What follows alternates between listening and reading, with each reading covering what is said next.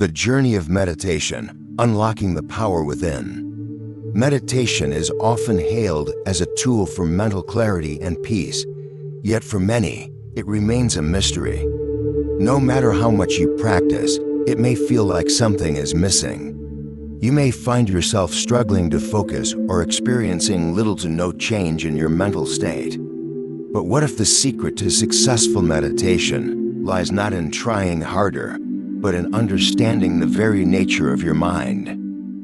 In this video, we will delve into the intricate relationship between the mind and meditation. Drawing from ancient wisdom and modern practices, we'll explore how meditation can be the key to unlocking profound inner peace.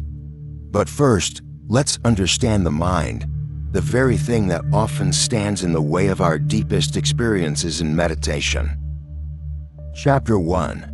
The mind is a mirror.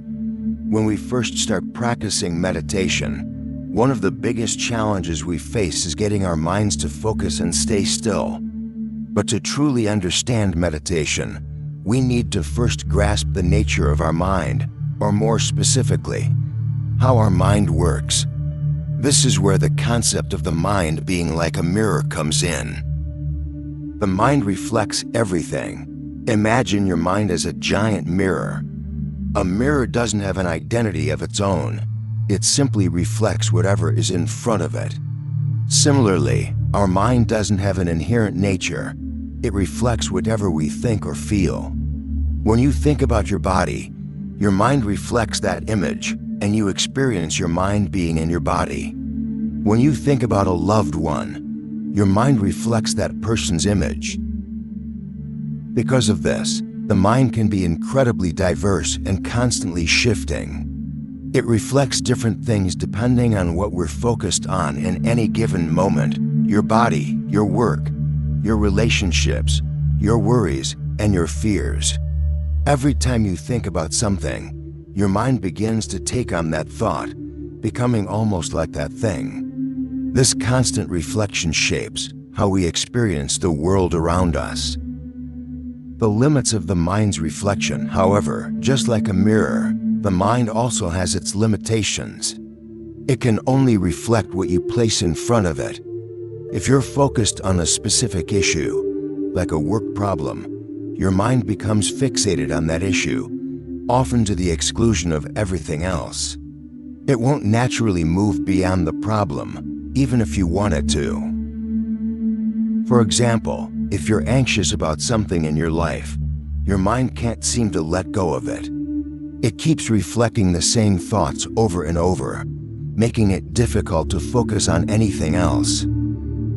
This is why, when practicing meditation, it's easy to get lost in thought. You might start off focusing on your breath, but before you know it, your mind is drifting to something else, perhaps a problem at work, a conversation you had, or a worry that keeps lingering. The mind reflects what it's fixated on, and that's exactly where your attention goes. The mind becomes the body. When you meditate and focus on your body, the mind doesn't just reflect the body. It also begins to become the body. You start identifying with your body, feeling as though your mind and body are one.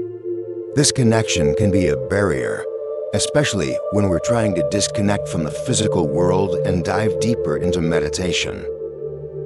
For example, when we attempt to relax, we often still feel the weight of our bodies or become distracted by physical sensations. This is because the mind has identified with the body, and as a result, it keeps reflecting and focusing on physical sensations. This is a major reason why it can feel challenging to detach from the body during meditation. The mind's tendency is to become what it reflects, and that reflection becomes the experience. The rise of attachment. One of the key concepts in meditation is attachment. When we think about something, a person, a situation, or an object, the mind doesn't just reflect that thing, it clings to it.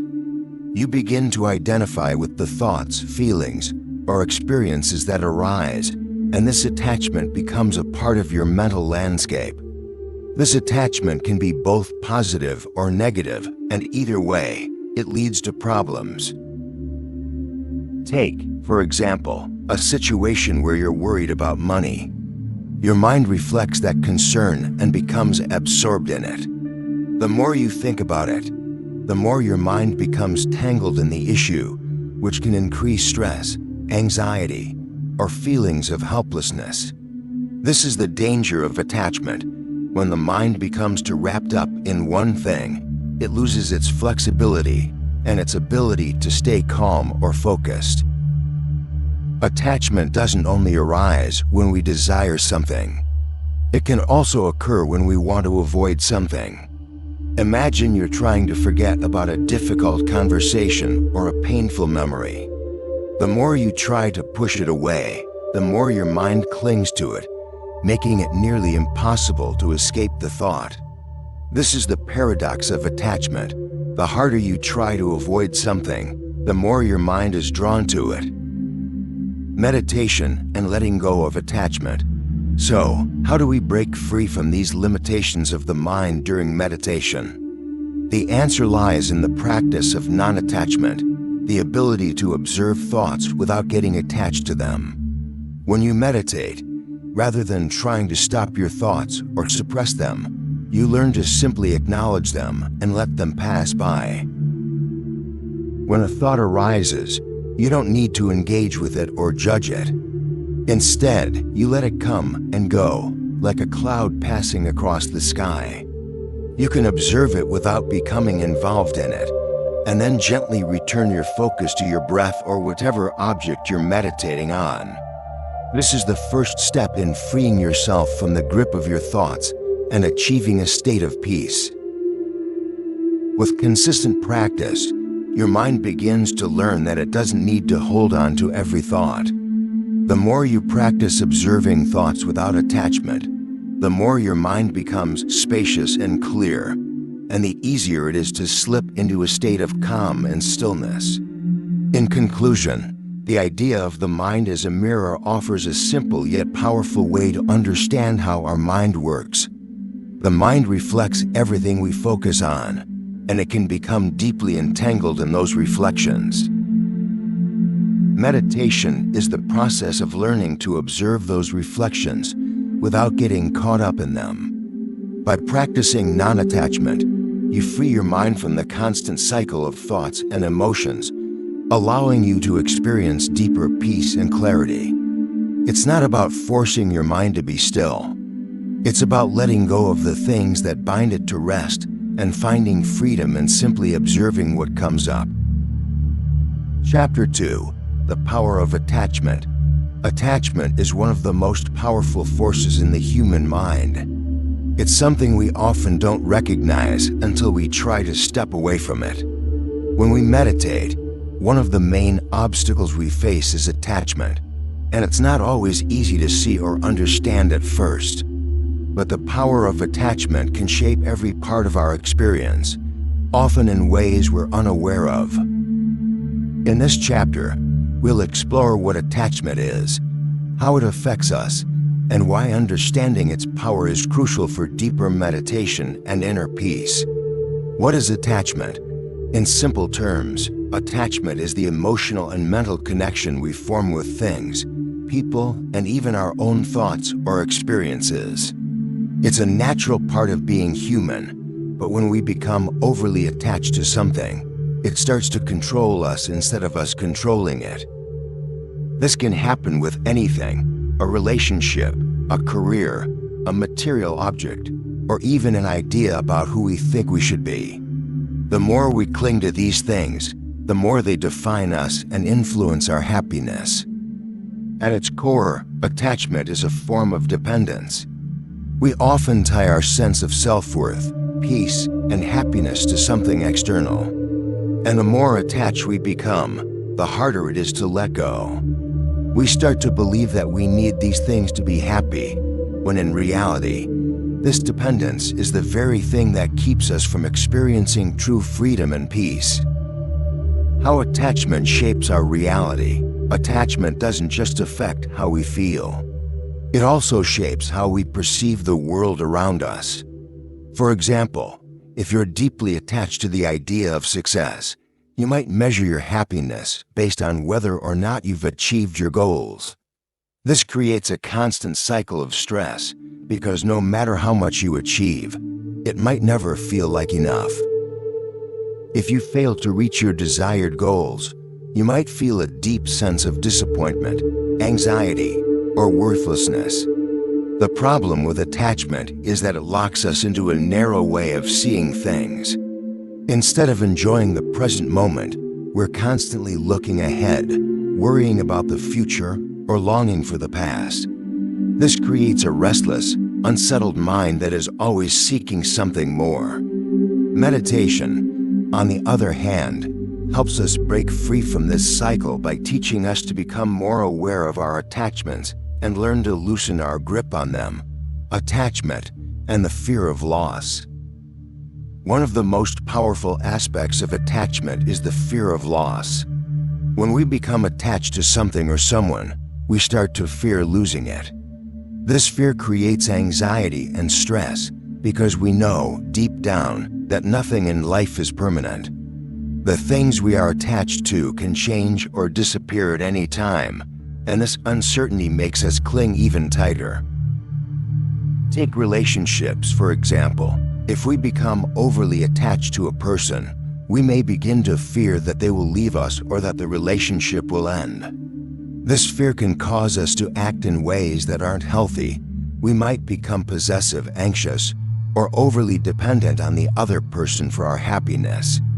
In these situations, attachment doesn't bring us closer to true love or connection. Instead, it builds walls of insecurity and fear. The same goes for material possessions. If we become attached to a specific possession, like a car, a home, or even a favorite piece of clothing, we start to fear losing it. This fear can lead us to place unnecessary importance on things that, in the grand scheme of life, are not as significant as we make them out to be. Attachment and the need for control. Another way attachment manifests is through our need to control. We often attach ourselves to outcomes. We think that if we can control every detail of our lives, we will be happy and secure. But the more we try to control, the more stressed and anxious we become. Control is an illusion, and the more we chase it, the more we feel like we're losing our grip on reality. In meditation, this need for control can become a huge barrier. We want to control our thoughts, to stop them from arising, to force our minds to be still. But meditation isn't about control, it's about letting go. It's about observing thoughts without becoming attached to them or trying to control them. When we meditate, we learn that true peace comes not from controlling everything, but from surrendering to the present moment and letting things unfold naturally. The illusion of permanence. One of the key teachings in many spiritual traditions is the impermanence of all things. Everything in life is in constant flux, and nothing lasts forever. Attachment, however, tricks us into believing that the things we're attached to will last, that they are permanent and unchanging. This is where the suffering begins, when we become attached to something that, by its very nature, is temporary. For example, let's say you attach yourself to the idea of having a perfect job.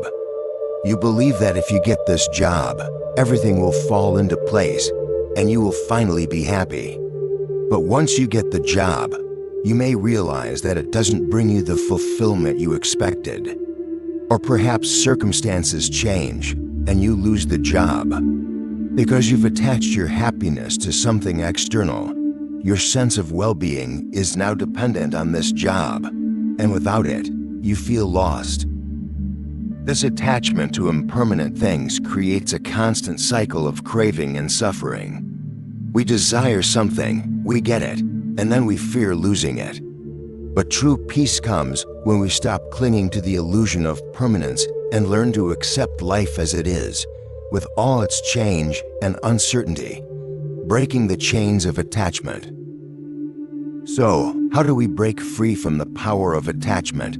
The first step is awareness. Meditation helps us become aware of where we're attached.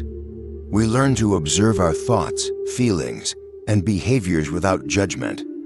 When we notice ourselves becoming overly attached to something, whether it's a thought, a person, or a material possession, we can gently acknowledge it and release our grip. The next step is detachment, not in the sense of becoming indifferent or cold, but in the sense of finding freedom from the need to possess or control. Detachment doesn't mean rejecting or renouncing the things we love. It means recognizing that these things don't define us. They are not the source of our happiness or peace. True peace comes from within, not from external circumstances. Detachment allows us to enjoy life without clinging to it.